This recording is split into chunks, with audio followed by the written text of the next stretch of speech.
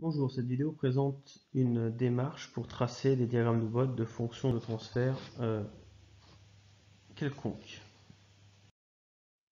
Il faut tout d'abord écrire la fonction de transfert sous forme canonique et pour cela factoriser les numérateurs et les dénominateurs de celle-ci en identifiant bien les racines et les pôles de celle-ci pour pouvoir factoriser notre fonction de transfert.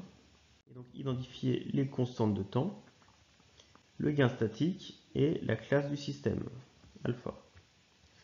Dans le cas où nous avons des racines complexes conjuguées, il faut se contenter de garder un polynôme du second ordre que l'on saura traiter, donc puisque on aura un z plus petit que 1.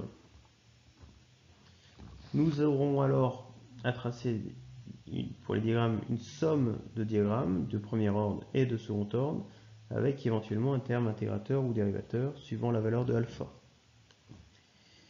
Pour pouvoir tracer ces diagrammes, on va commencer par ordonner les constantes de temps dans l'ordre décroissant, puisque c'est l'inverse de celle-ci qui vont intervenir, puisque c'est les inverses de celle-ci qui vont intervenir dans notre tracé. Puis, commencer par construire ce terme k sur p puissance alpha. Donc, si alpha égale 0, on aura donc une asymptote horizontale en valeur de k pour le diagramme de gain et une asymptote en phi égale 0 degré pour le diagramme de phase.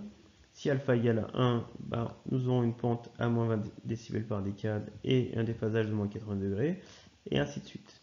Puis en avançant dans les pulsations croissantes, faire intervenir les pôles et les zéros qui vont correspondre aux inverses des constantes de temps ou bien aux pulsations des termes du second ordre. Voilà, c'est tout pour cette démarche globale sur le tracé d'un diagramme de Bode.